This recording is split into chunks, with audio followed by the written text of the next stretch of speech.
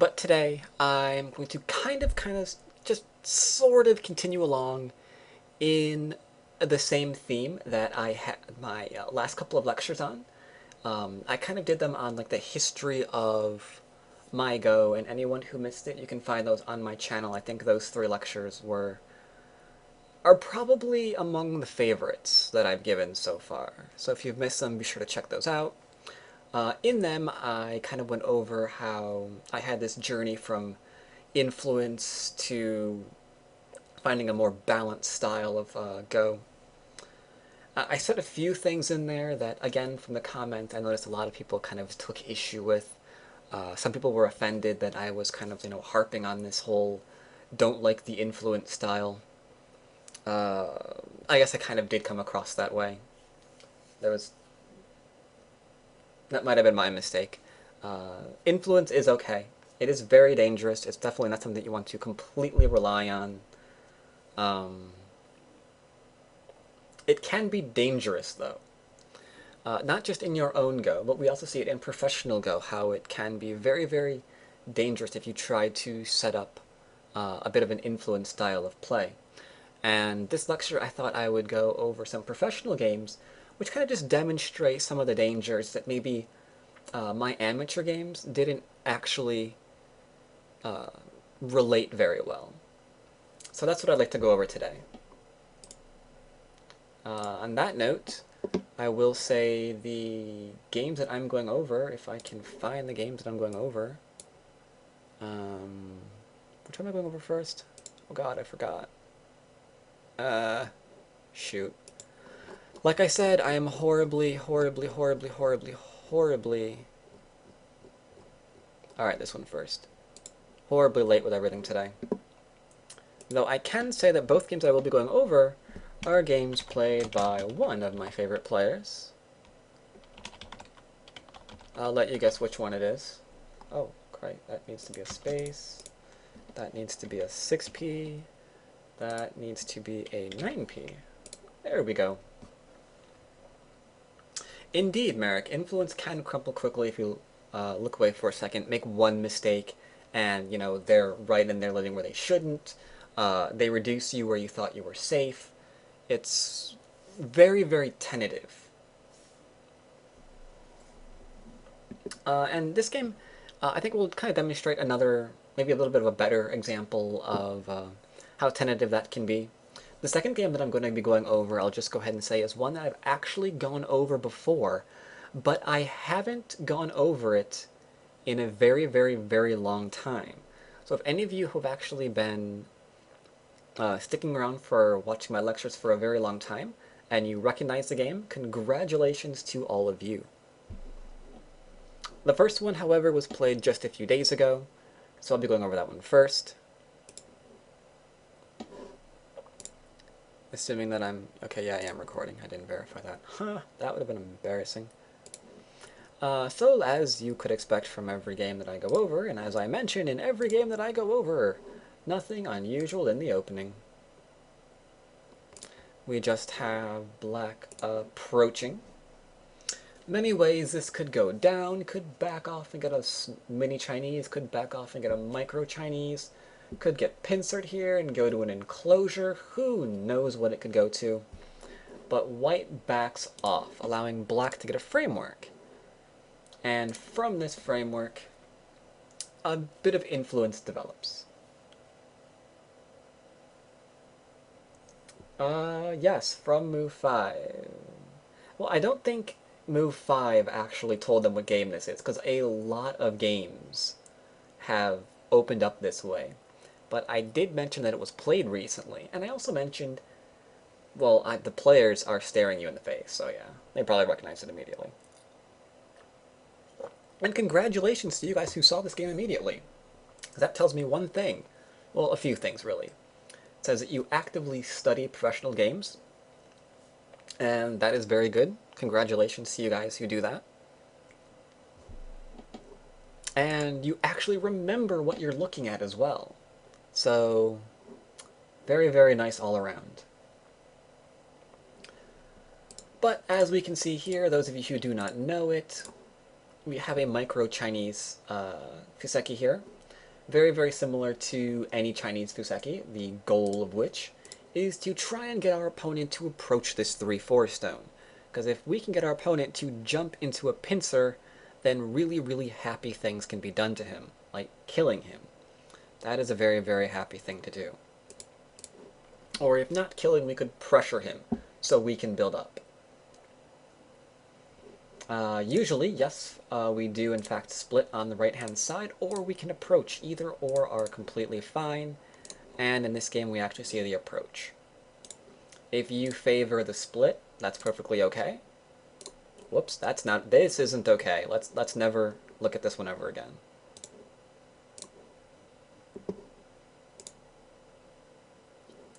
Black, on the other hand, has a few options for himself. Pincering wide and low seems to usually be a nice option, simply because we can picture one of the normal responses to the Chinese, the backing away, after we kick or our approach, depending on if they approach high or low. And we can see that these two triangle points have a pretty good relationship with each other, right? It's kind of giving a sense of enclosure or picking up territory. So pretty easy to handle. Black, on the other hand, decides to be a little bit different. He decides to pincer high. What do we know about pincering high versus pincering low? Do we know anything about that? Merritt goes with the obvious, fourth line influence. Okay, yeah. Leaves white more room to settle along the side. Not sure where you're going with that one, RJM. Which settle where exactly?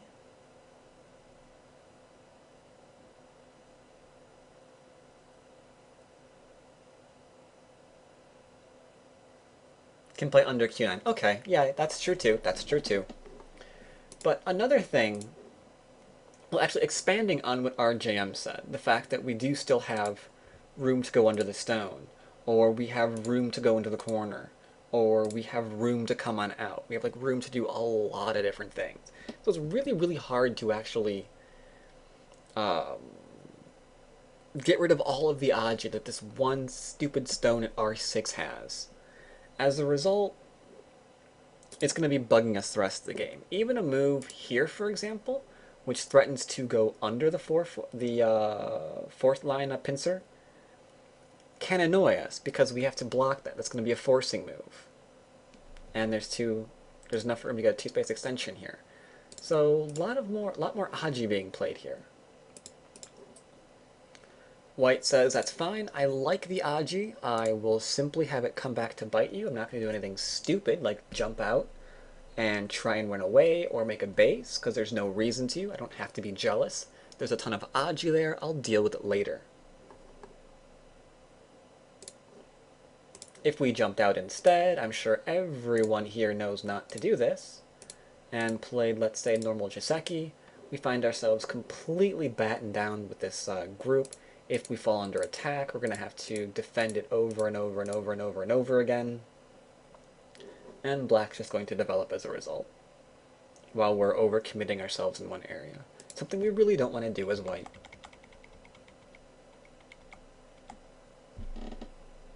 Not a good thing to do. So white says, I understand aji, you can have that stone, it will annoy you for the rest of your natural life. And gives the question back to black. What are you going to do?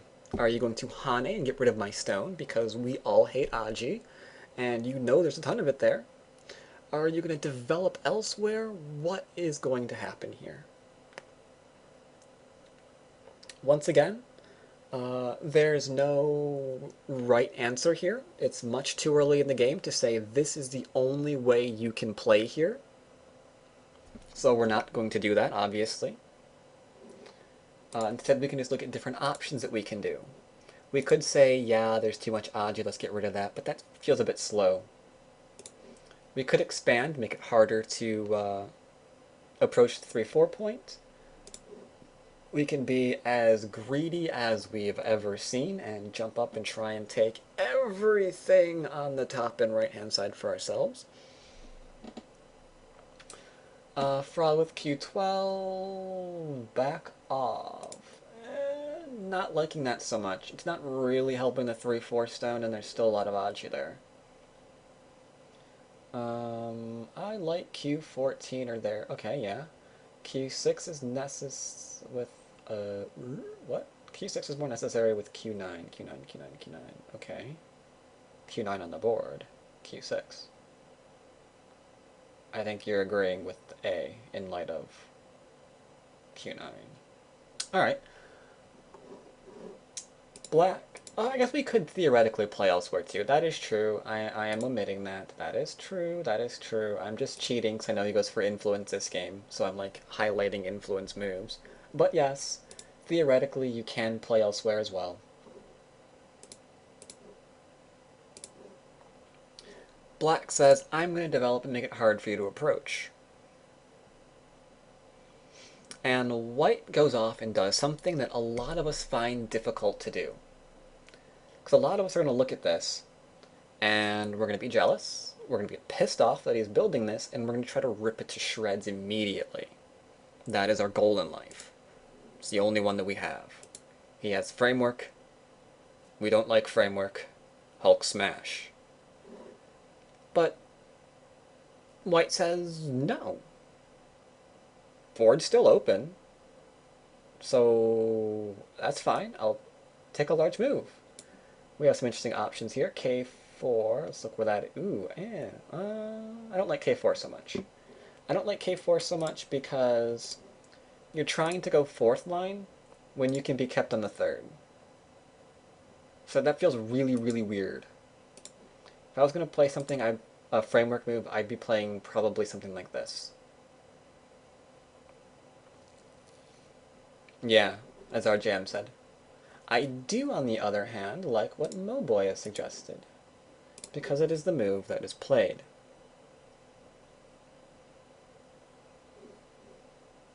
Now move on the bottom of the board, around K4 might be good for white. Pushing up might also be good for white, because he can begin developing as well. We get to decide what's going to happen here, but we do know this. White is still playing more territorially, even though he's taking these large points, and black is still playing more bit of a framework game as he plays his large points.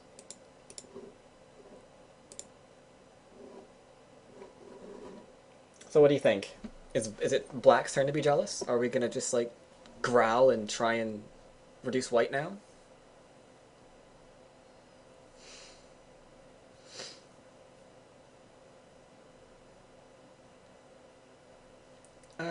Frobot is slightly confused. Doesn't understand. Doesn't need to be playing for a large left side. Well, you're taking away large moves of your opponent, right? I mean, what is one really, really obvious brain-dead thing black can do right now? Black can play either of these two moves. We don't know how we're going to reduce the left-hand side right now, but we know that as long as these two moves are available, we can just herpily place a stone on the board, and we're going to get something there if we really want it. With the enclosure, well, those two stones are kind of harder to play. One is harder to play, one's impossible to play, obviously, because white has that stone for himself. So, if black still plays it, he's going to get kicked and pincered immediately, and he's going to be under attack for like the rest of the game. So he needs to rethink how he's possibly going to reduce. And taking the easy moves off the board is a really, really nice way to make your to make it harder for your opponent to do that. That, and he's picking up territory.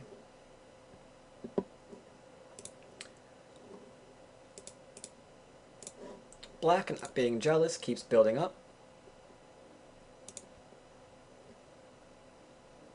Again, white's turn to decide what's he going to do.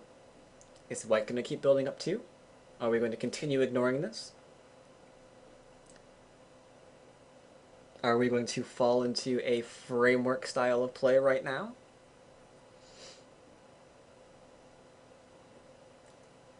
Are we going to reduce? If so, how are we going to reduce?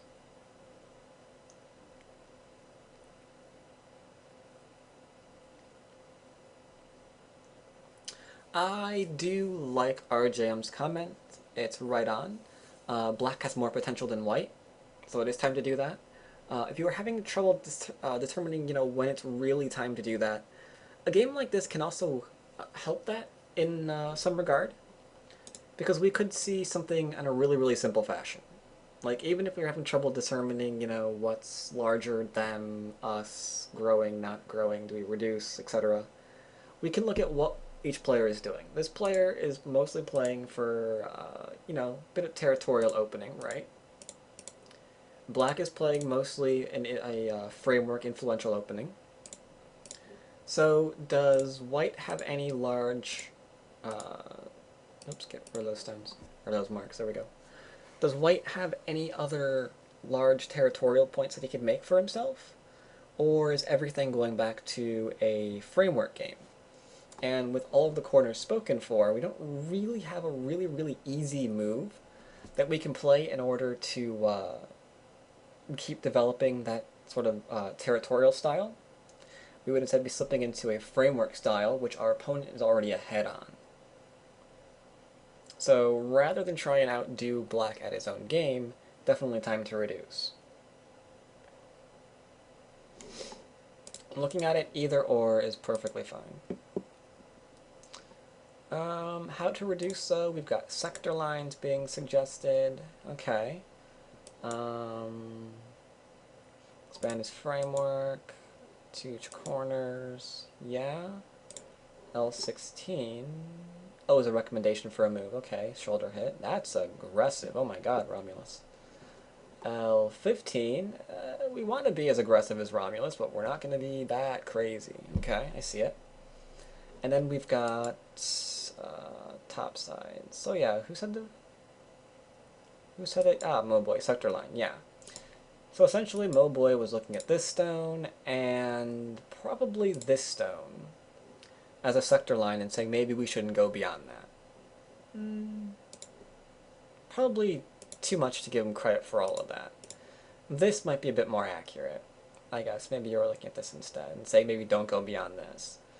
If we play a move such as A or B, we can see that we will be falling kind of beyond this little line that I cannot draw as pretty on the actual little online board here. So it might be a little bit difficult to get away if we venture in that deeply. And Ghoulie completely agrees with you there, Moboy. We're not going to venture too deep. He plays exactly on the outside of the sector line to reduce.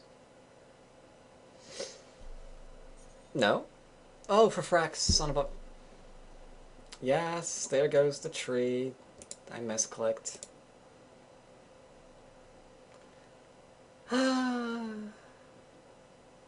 Well, you guys thought it was going to take me a whole 50 to 100 moves to make a misclick. I proved you all wrong. So ha. Did it in like 20.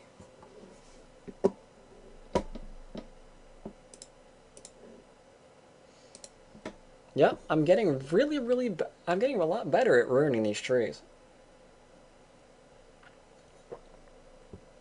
Thank you for that, Faith. Alright. So, white's obviously set about trying to reduce black.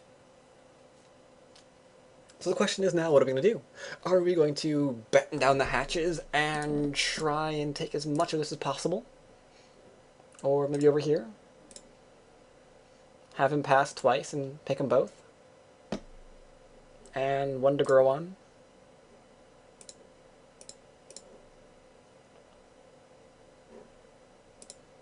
Black says no. I am not going to take this game passively. I'm going to follow up in your corner. Because I jumped up, and you did not defend your 3-3. Therefore, I am taking it for myself. A very, very bold move. It's also one that we don't really like responding to as white.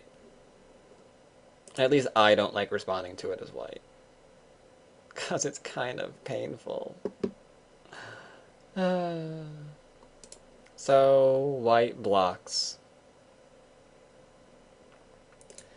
And black Hane.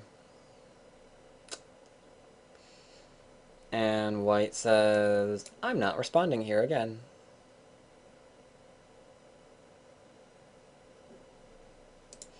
Sorry, I'm ignoring RJM.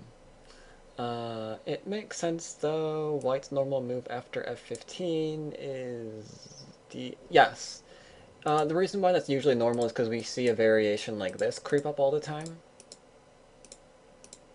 Where if white responds with the most natural move on the board, then we get this clumped up, disgusting shape of doom for white, which now needs to just hope it doesn't get killed.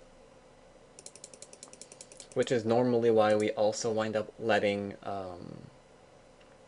this connect, so we don't actually see such a thing happen.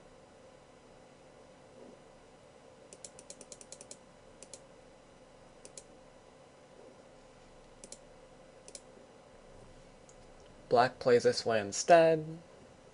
White has, of course, two options. He can Hane, or turn. He decides to just take his large point instead.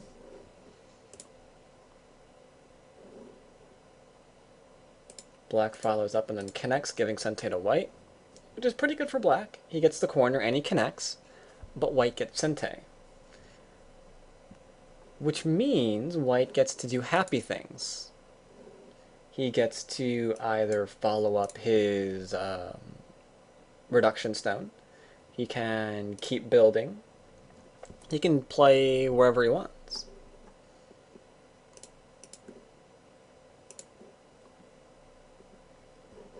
He decides to go back and see what Aji is here. What are you going to do? Is black going to let me connect, or is black going to keep my connection from happening? Black says, you can connect. So white says, that's all I wanted to know. What were my options there? You just told them to me. I'm going to follow up now. Learning the timing of this is really hard to do, and I don't mind if you guys are not there yet.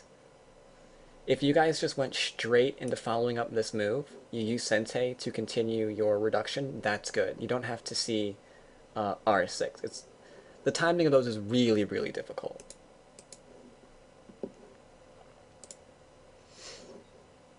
So black responds, and white says, you know what, I need shape here, so I'm just going to attach to some stuff, see if I can't get some shape for myself. That's fine. Black's obviously going to get stronger, but he was strong in the area already. Our primary goal is not to die. That seems to be an important one.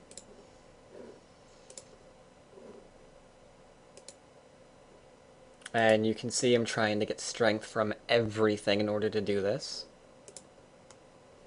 He can't really make black any stronger than he currently is.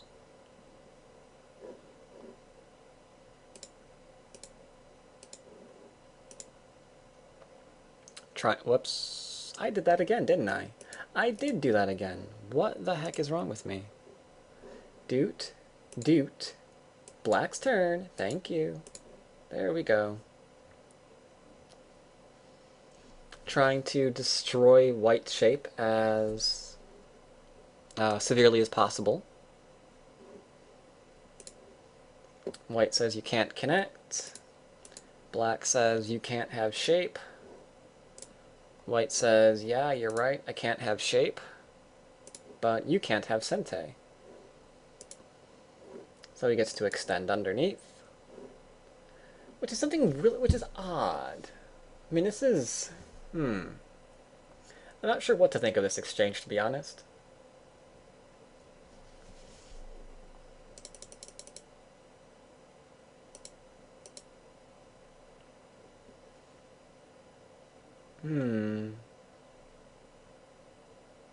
I don't know. I have to consider this one a little bit more. I almost want to say that I don't like this move.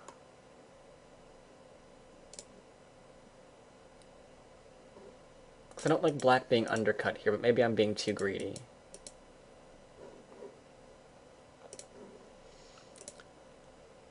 Tries to contain. White has to get out. Yeah, it's kind of a bad result for everyone. Nobody gets good shape because we have to poke out the eyes.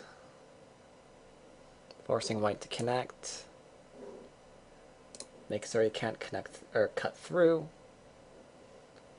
Extends for some Aji. Forces white or black to kill it off.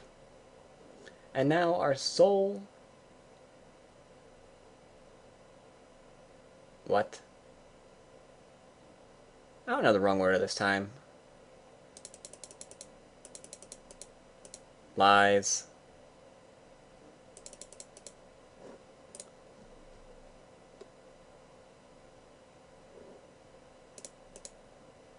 Yeah, total lies. This is right.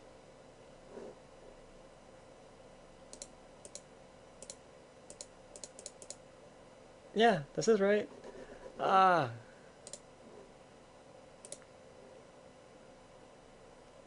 It's okay. Where was I? So yeah, white needs to do something. What does white need to do right now? I mean, we've reduced, right? Oh, look at fraud width. We need shape. We don't want to die. Anyone else agree with that? Or can we play elsewhere?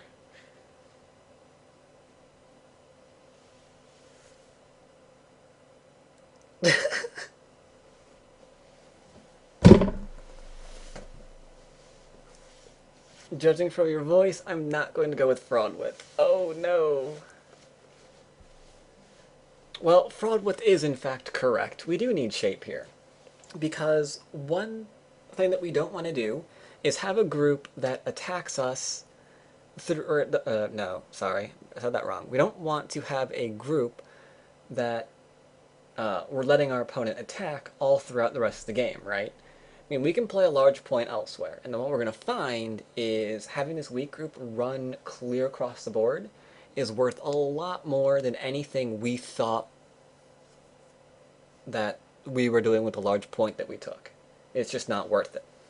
So white says, frack that, I'm going to defend, and you are too, or I'm going to invade you again. And then white says, I need shape, or you're going to surround me, and I'm going to be running all over the place, and that's not cool. Now, is he giving up Sente this way? Yes, he is. But it's so much more important to not let your groups be smacked all over the board. So much more important. Something that a lot of queues don't always understand. They don't value. They just don't really put a lot of value into how many points that's worth. Actually, now I think about it, a lot of Dons don't either. They study life and death, and they realize, I can live anywhere to protect anything. And then they live, and then they wind up resigning. So that's fun. So black says, okay, I'm going to make certain that these two stones can't connect because the right-hand side on the top seems to be my only source of territory, and this is a bit of a poison pill left behind in what I would like to have for myself. Now, time for the bottom, Fraudwith gleefully exclaims. Everyone agree? Time for the bottom? Bottom large?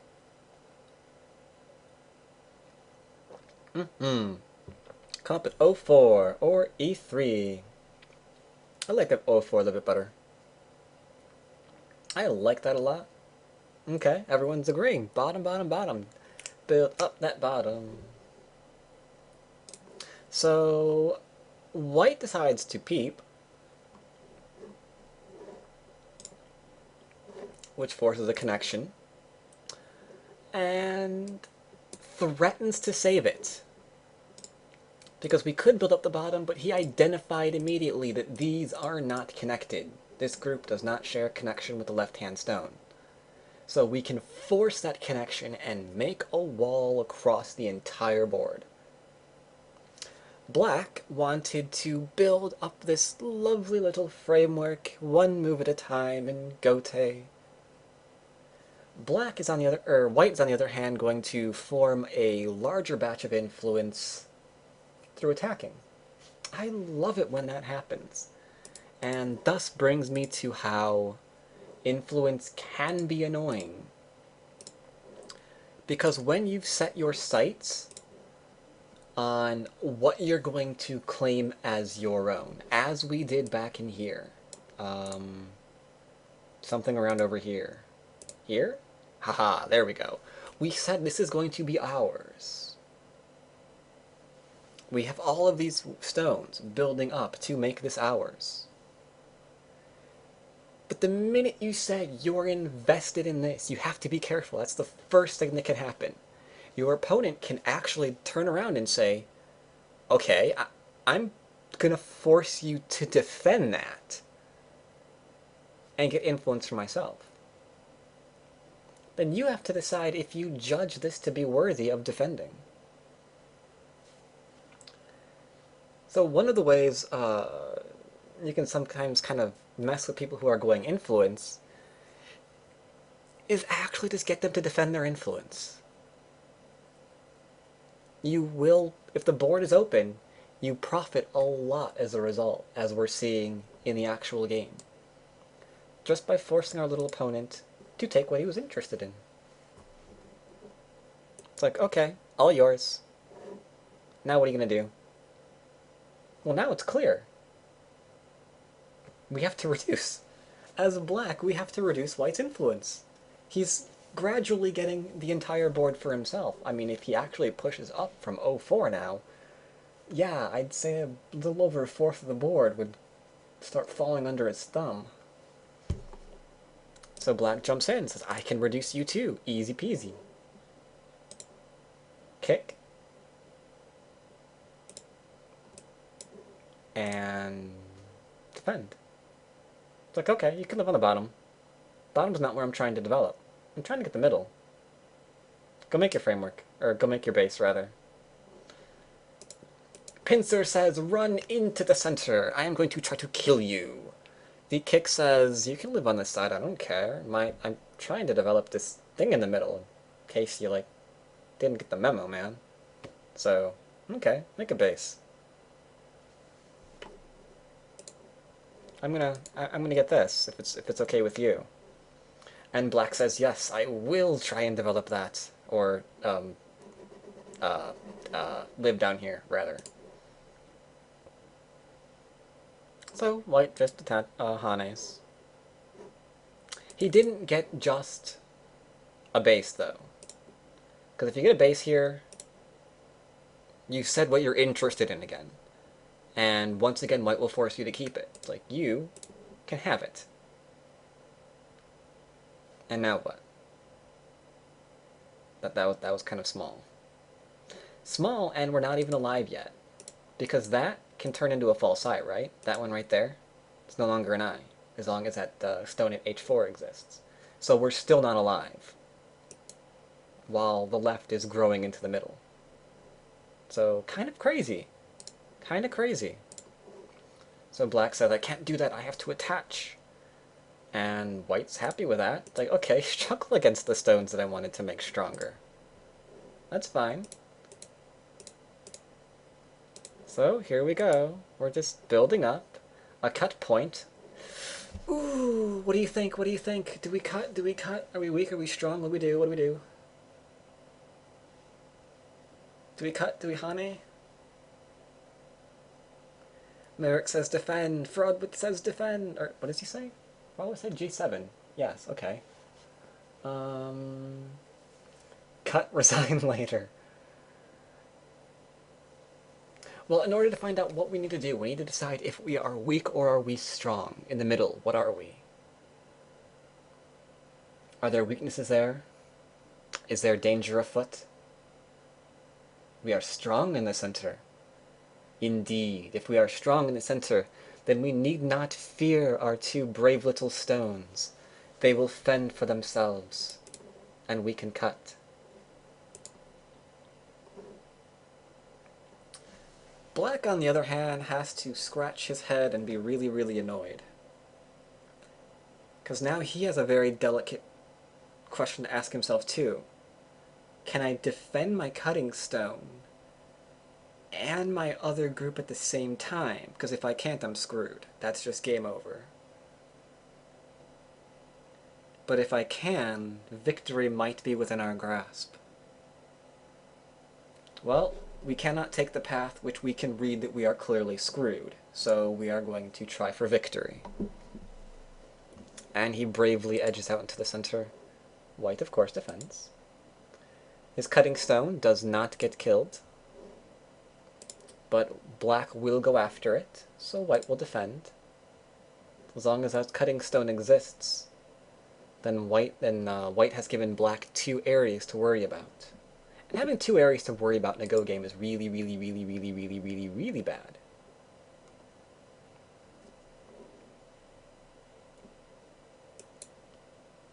Black plays an aggressive move. A professional move, to be honest. He says, you know what, I can't win this fight traditionally. If we do something as silly as if I jump out and you jump out and we just keep jumping out like this, your center stones are going to get too strong. Your center stones are getting stronger. Only one of my groups are getting stronger. So you're going to go back and attack me. I can't allow that. My group needs to get stronger without your cutting stones getting stronger. So I'm going to assault you here. This is how I will make my cutting stone stronger, by picking a fight against this cut point.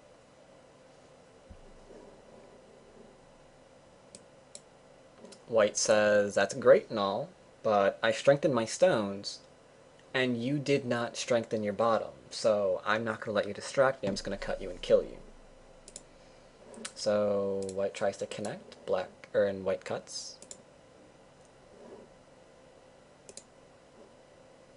Black tries to do the same. Like, I will not let you distract me either. But where does this go? Can we push through? Can we cut?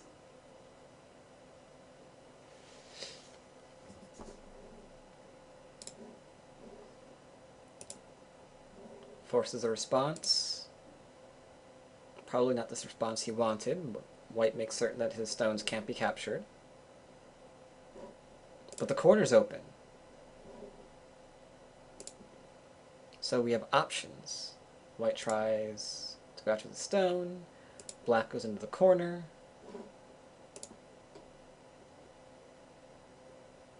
What do you think? Can this group live? Or is this group dead?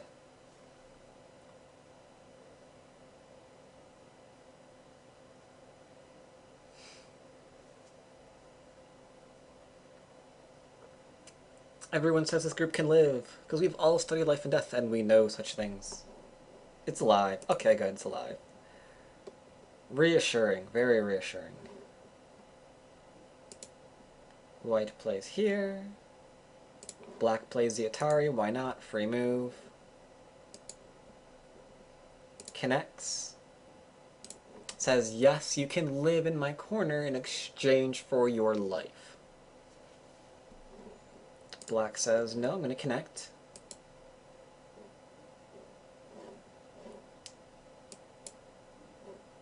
And white attaches.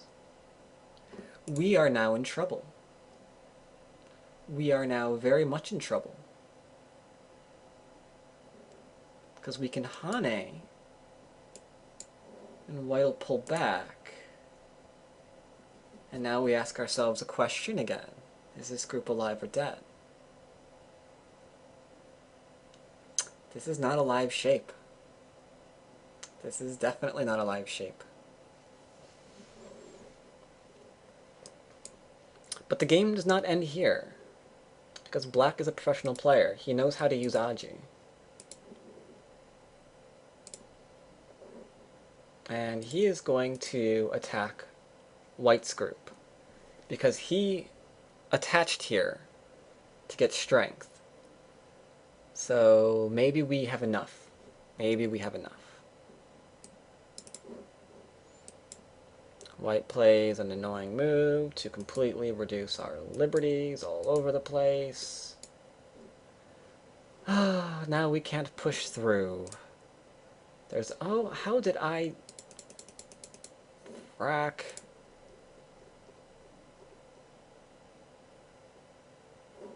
Oh, that's how. Alright, alright, I get it. I get it. I did that one first. There we go. I forgot the doot doot doot. Yep, yep, yep, yep, yep. Sorry, we played this first. Black connects. White connects. Then he jumps out. And then he plays here. Now these moves make more sense, because now we can't get pushed through like I was about to say when it made no sense at all. Because instant Atari, right? So it's all good. Alright, moves are making sense now. Huzzah. Black goes back and connects, tries to kill and live. And now we see an interesting fight taking place. A fight for these stones. If these stones die, then our group in the corner has life. And we have stones in the middle there. And a group that's not entirely alive of white. So maybe it can happen. Maybe it can happen. White says, I'm out of here.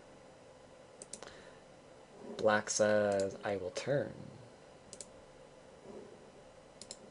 White keeps extending and keeps extending, but it looks like he's being surrounded. If we draw those lovely little sector lines, it's looking like one move, like maybe here at, I don't know, maybe here at A. And we're surrounded.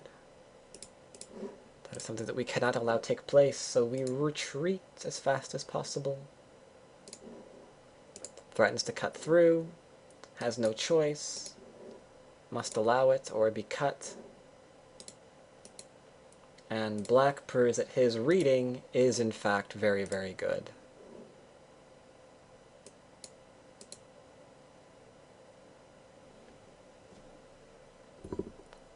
The strength in the center actually paid off. It forced White into a difficult position.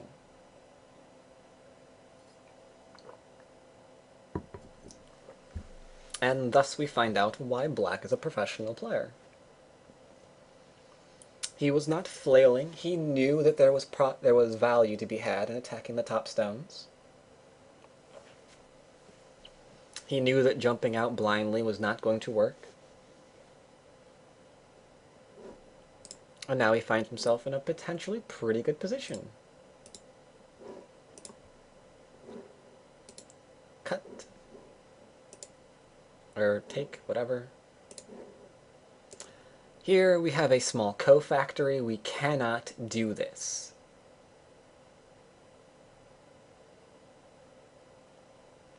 No way can we do this.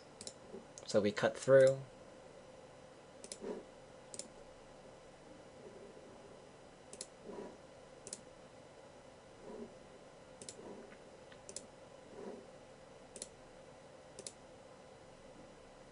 I want to say Atari? Yeah.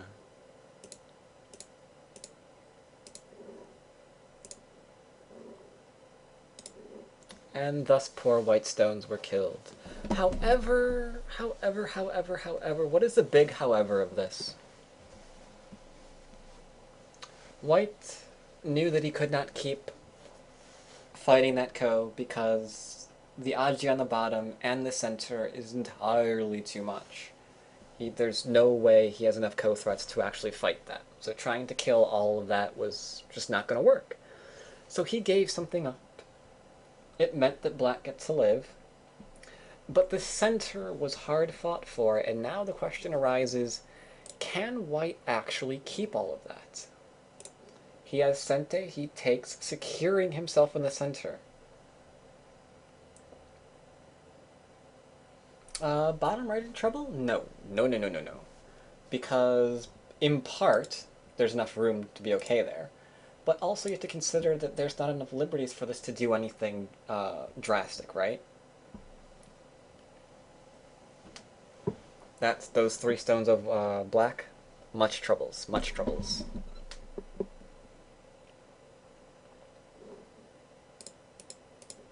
So all Black can do now is kind of poke in. And that wasn't the move either, because I'm stupid.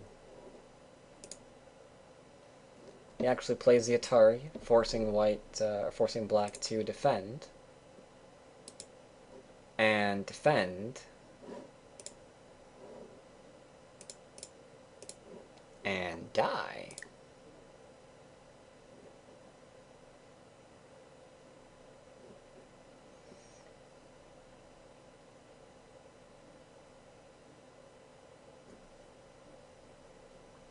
Not entirely feasible, but if he had defended here, that would be huge.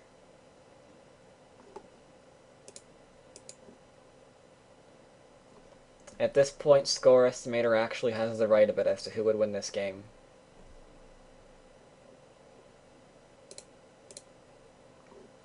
Couldn't white play J15 after white play... What?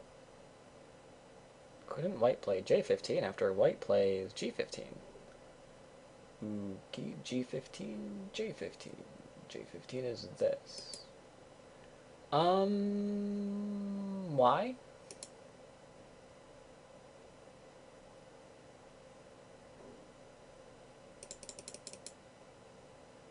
Oh, I played something else. Okay, you mean after this, in this variation?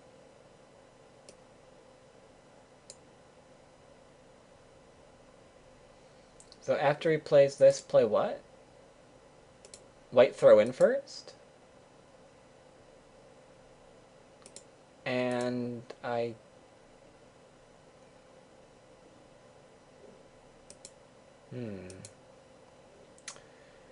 You raise a very fascinating question.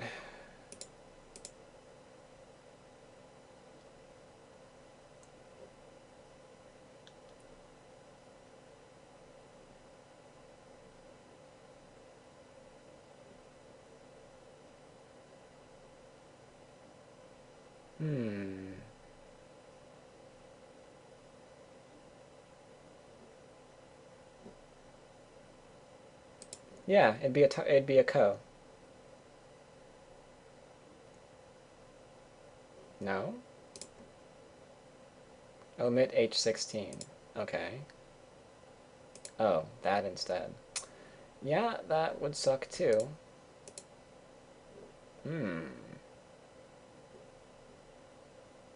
I guess that would work. But you'd be doing it in Gote, I guess?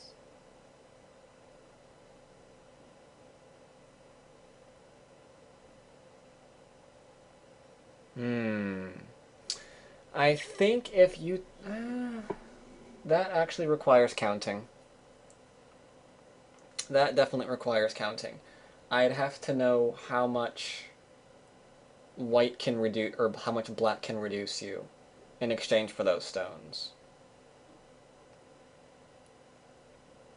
And yeah, in the actual game, white killed it all. So I don't see why you'd settle for less.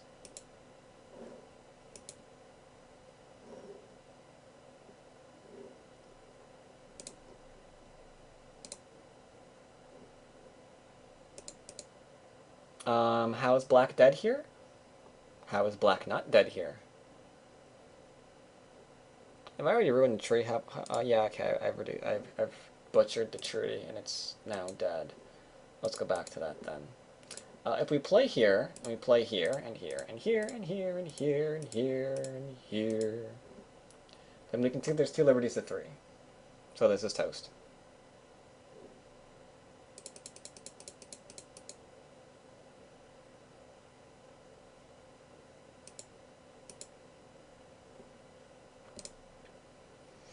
Let's see. Wow, was it really 8:49? I was gonna go over 2 games. Not gonna have time for that.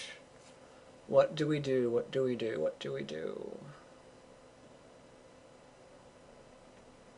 I could go longer.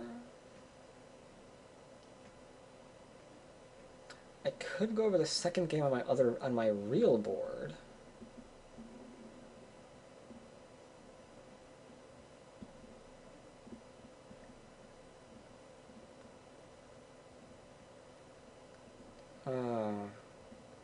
let's see. Do I want to make more work for myself or less? I don't know. Let's go over the rest of this game first. So yeah, black gets to reduce a bit here.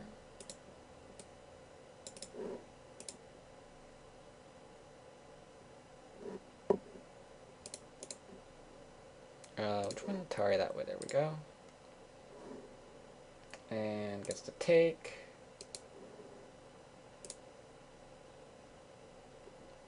How much this game is left anyway?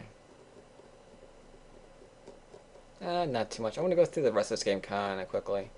Because what I wanted to go through is pretty much already done. Suffice it to say, white threatens a lot, such as a disconnect. Gets some reduction. Gets some reduction of his own.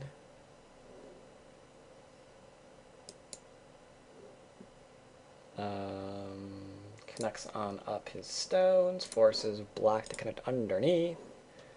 Cuts off, which is absolutely huge. Black does similar. Forces a sacrifice, which is also pretty large. Gets to save most of his stones. Or gets to kill most of white's stones. One of the two. White gets to Atari, forcing black to take, gets to connect. Now breaking into that was large. Following up. Huge reduction on the left-hand side. In Sente. Saves his stone in Sente, otherwise he gets to kill white, which is not good. Second time I've actually put my mouse over that stupid icon. Black tries to break in, doesn't get to go anywhere, so he just saves what he can. White saves what he can. Push, push, push, peck, peck, peck. And black resigns. He cannot overcome the difference in Endgame, and he knows it. And he knows it because he is a professional player, and they are really good at counting, unlike some people I could name. I won't, though. Won't tell you who.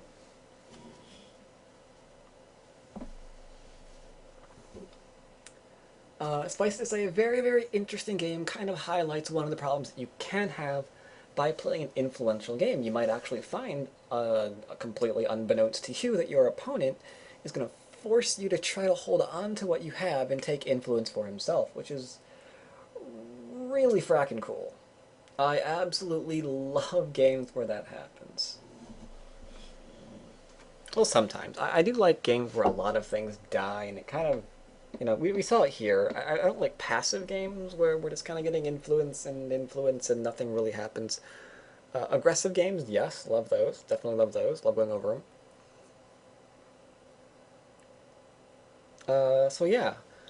Let's see what this other game is like. How large is this game? Oh.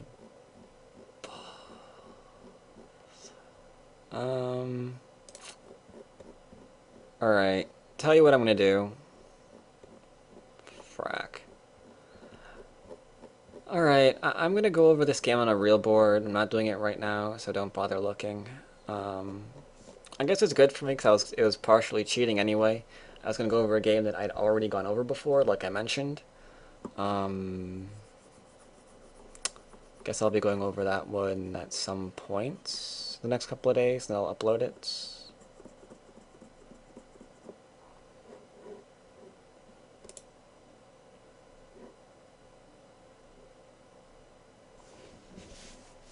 So hopefully you guys either like that or dislike that, I do not know. But I will do that for you, so I can go on with this, and I'll label it and probably link it at some point so you guys all know it's there. In the meantime, thank you guys for showing up. I don't really have Sumigo that I like. At least not that are intelligent. There are a couple of Sumigo I like from like the Ego Hatsuyo run. I like them because they're just like insane. Not a good reason to like them. It's like I'll never be able to figure that one out on my own. That one's kind of cool. Beyond that, yeah, not really, not really. Yes, those are madness. Entertaining madness sometimes, but madness. What's really fun is when your student asks for a small group of life and death, and you give them a small group of life and death, and you throw in an Ego Itsuyo Run problem, like in the middle somewhere, and make them feel really stupid. Oh, that one's fun.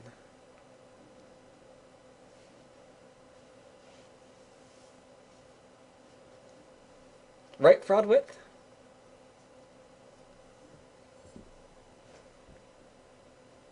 Didn't you find that funny?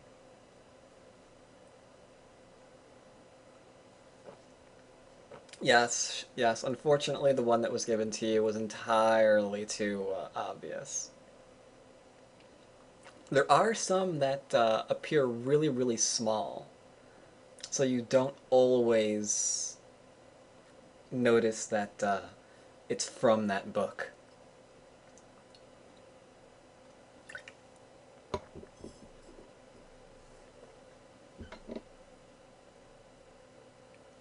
Hello, Inazuma. Congratulations, we just ended our lecture.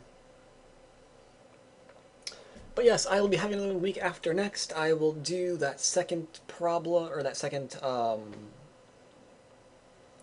game on a real board, and I'll upload that at some point when I feel like stacking books and duct taping my camera on it again. Sometime this week, probably. Ashley, boycotting life and death. You're trying to get to one done. Trust me when I say you don't want to do that.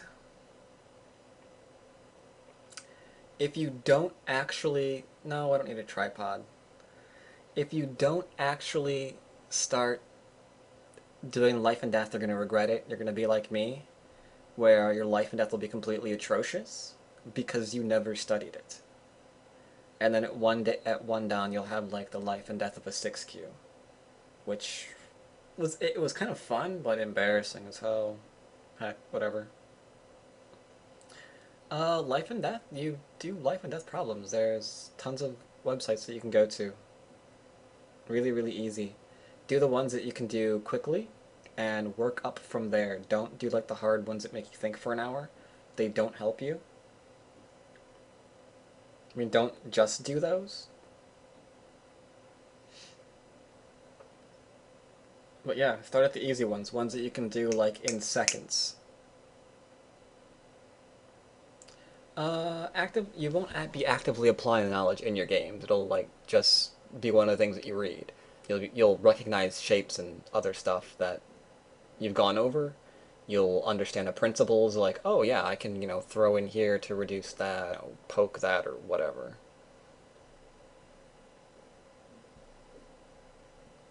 But yeah, do the ones that you went over. You can go through really quickly, and then work up from there. If you get stuck, start over, or skip it and come back. Do not stay forever on those problems. It will not be practical to you. It will be very bad, and you'll be confused. But yes, see you all week after next. Thank you all for showing up to my lecture. I will see you next time.